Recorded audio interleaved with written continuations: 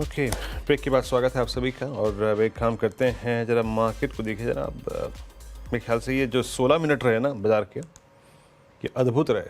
और 24,631 वो प्रीमियम्स क्यों बढ़े थे और उसके बाद एग्जैक्टली क्या हुआ ये आपने देख लिया आपकी स्क्रीन पे। मात्र 12 मिनटों में निफ्टी 350 से 450, 450 से 550, 550 से 650 और अब हम 700 की तरफ बढ़ते हुए। और इसका कारण कहीं हर्षदा के पास तो नहीं है? हर्षदा, क्या लग रहा है कल पॉलिसी से? आई विश होता वीरू, आई विश होता।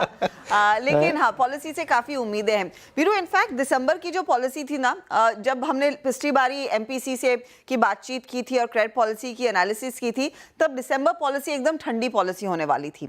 लेकिन ये सबसे इवेंटफुल पॉलिसी उभर कर आ सकती है, क्योंकि काफी कुछ बदला है पिछले 2 महीनों में।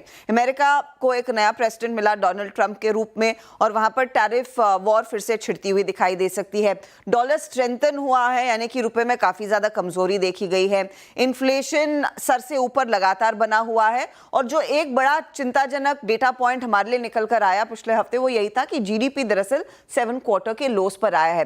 तो आप कह सकते हैं थोड़ी सी कश्मकश रहेगी आरबीआई के लिए कि वो ग्रोथ को सपोर्ट करे या फिर इन्फ्लेशन टारगेट को मैनेज करे। उसी के अराउंड हमने भी हमारे जो एमपीसी मेंबर्स हैं उनसे बातचीत की, और एक एक करके आपको दिखाते हैं उनकी क्या राय बनी। क्योंकि सबसे जो बड़ा आंकड़ा वो जीडीपी वाला था और उसी को लेकर डर आया है, तो हमने सवाल यही पूछा था, खराब और कमजोर जीडीपी आंकड़ों के मद्देनजर क्या इस बारी इस पर्टिकुलर पॉलिसी में रेट कट की संभावना है या नहीं। तो हमारे सभी एक्सपर्ट्स ने कहा इस पॉलिसी में रेट कट नहीं होने वाला है। वहीं दूसरा सवाल यह था, अगर दिसंबर में रेट कट नहीं होगा तो फरवरी में क्या चांसेस हैं रेट कट के। तो सभी लोग कह रहे हैं कि हाँ, अगली पॉलिसी यानी कि जो फरवरी वाली पॉलिसी होगी उसमें आरबीआई रेट कट करता हुआ जरूर दिखाई देगा। लेकिन दूसरी बड़ी चीज जिसको लेकर काफी ज्यादा चर्चा भी हुई है कि इस समय क्या लिक्विडिटी इंजेक्ट करने की जरूरत है, गिवन कि हमने रुपये में काफी ज्यादा वीकनेस देखी और उसने काफी लिक्विडिटी सकआउट की है।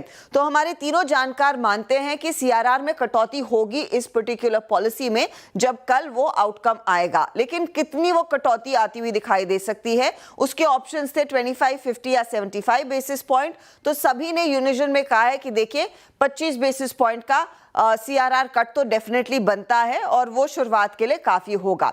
लेकिन इस समय सबसे बड़ा सवाल यही है जीडीपी के आंकड़े, क्योंकि फर्स्ट हाफ थोड़ा सा मुश्किल साबित होता हुआ दिखाई दिया है, सेकंड हाफ में भरोसा है या नहीं, और FY25 के फिर जीडीपी अनुमान को आरबीआई अचीव कर पाएगा या नहीं। तो इस समय हमारे जानकार आश्वस्त हैं कि उसको लेकर चिंता नहीं करनी चाहिए, क्योंकि सेकंड हाफ में पिकअप देखने को मिलेगा एक्टिविटी में, इकोनॉमिक एक्टिविटी में, और वो फेवरेबल रहेगा। लेकिन दूसरी जो पेचीदा स्थिति है वो हमारे लिए महंगाई है। जो फूड इन्फ्लेशन लगातार मार खा रही है, और उस पर भी हमने सवाल पूछा था कि क्या आरबीआई अपना अनुमान बदलेगा FY25 का। तो डीके जोशी साहब और मदन सबनविस ने साफ तौर से कहा कि अनुमान बदलेगा, आरबीआई उसको ट्रिम कर सकता है। लेकिन जयेश मेहता कह रहे हैं कि शायद आरबीआई अपना फोकस नहीं बदलने वाला। तो ये इनफैक्ट सार है लार्जली, शायद महंगाई का फोकस थोड़ा सा बदलता हुआ दिखाई दे सकता है। ग्रोथ के टारगेट्स आरबीआई बदलेगा नहीं, लेकिन सीआरआर कट पर सभी का भरोसा है और वो लिक्विडिटी फ्यूजन होती हुई दिखाई दे सकती है इस पर्टिकुलर पॉलिसी में, भले ही रेपो रेट कट ना आए। हर्षदा, बहुत बहुत शुक्रिया। तो तमाम अगर आप देखें पहलू जो संभावित है कल, हर्षदा ने उसकी अगर आप देखें पूरी की पूरी एक खाका के स्क्रीन पे खींच दिया। हर्षदा, शुक्रिया आपका। और चलते हैं अब प्रशांत के पास। प्रशांत, अब पता चल रहा है वो प्रीमियम्स कितने बड़े क्यों थे। एक काम करते हैं, एक ब्रेक ले लेते हैं, और ब्रेक के बाद जब लौटेंगे तो फिर बात करेंगे इसके बारे में। Mark day 24,629।